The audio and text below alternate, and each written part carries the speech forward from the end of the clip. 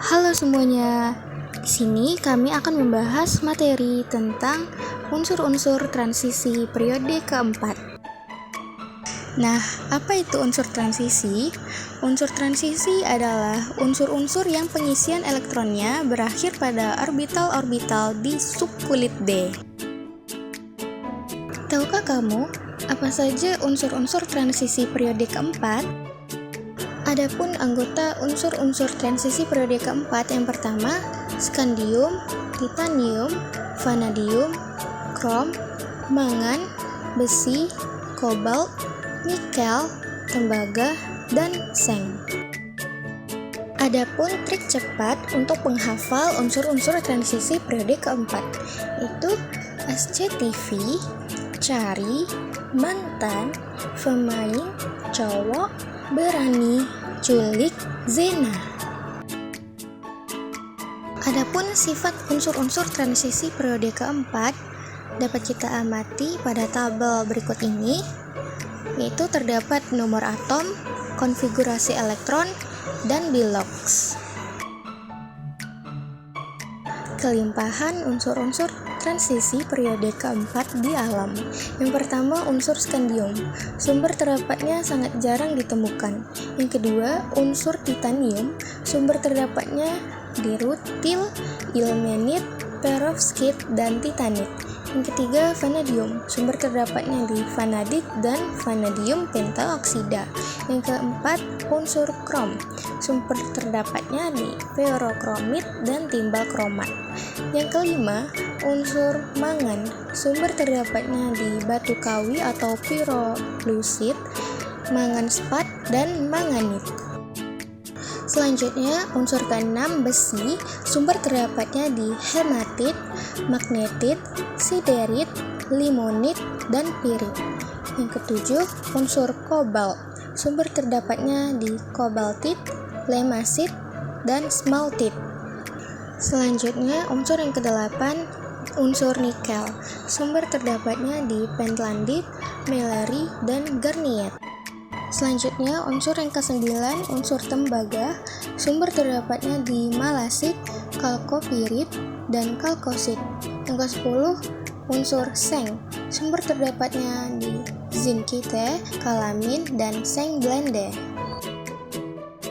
Unsur-unsur transisi memiliki sifat fisika. Yang pertama, bersifat logam, keras, dan padat. Yang kedua, memiliki titik leleh dan titik didih yang tinggi, karena unsur-unsur ini memiliki ikatan logam antar atom kuat. Yang ketiga, bersifat magnetik, yang mana sebagian besar senyawanya bersifat paramagnetik. Keempat, jari-jari atomnya lebih besar dan tidak teratur dari kiri ke kanan. Yang kelima, ionnya berwarna. Selanjutnya ada sifat kimia. Yang pertama, sifat reaktif. Yang kedua, pembentukan ion kompleks. Yang ketiga, memiliki struktur senyawa kompleks. 4. Bilangan oksidasi bervariasi. 5. Bisa menjadi katalis. Yang terakhir, ada manfaat dari unsur periode keempat. Pertama, skandium. Manfaat skandium dapat saat berpadu dengan unsur lain. Misalnya, panduan aluminium. Skandium bermanfaat untuk industri aeroangkasa hingga peralatan olahraga. 2. Titanium. Bisa dibuat dengan metode Kroll yang banyak menggunakan klor dan karbon. Pada suhu tinggi, kekuatan titanium cenderung stabil. Titanium dapat menjadi bahan yang kuat, ringan, tahan korosi, dan bahkan tahan api. 3. Vanadium. Vanadium kerap digunakan untuk membuat peralatan dengan kekuatan dan kelenturan tinggi. Misalnya, vanadium berguna untuk bahan per mobil dan alat mesin berkecepatan tinggi. 4. Kromium. Kromium sering digunakan untuk mengeraskan baja, pembuatan baja tahan karat, hingga membentuk banyak alloy atau logam campuran yang bermanfaat. Kromium juga bermanfaat sebagai katalis, pewarna gelas, hingga membentuk batu permata. 5. Mangan. Manfaat mangan adalah penggunaannya di industri baja. Mangan digunakan di produksi baja, karena berguna untuk pemurnian besi melalui reaksinya dengan belerang dan oksigen. Mangan pun bermanfaat dalam proses pengerasan baja. 6. Besi. Besi termasuk logam yang paling sering dimanfaatkan untuk menjadi bahan komponen berbagai jenis produk. Besi juga menjadi bahan utama baja. Besi juga digunakan dalam bahan cat seperti cat minyak, cat air, atau cat tembok. Nikel. Nikel digunakan sebagai campuran untuk meningkatkan kekerasan dan ketahanan logam. Contoh, paduan nikel krom di bahan suku cadang mesin.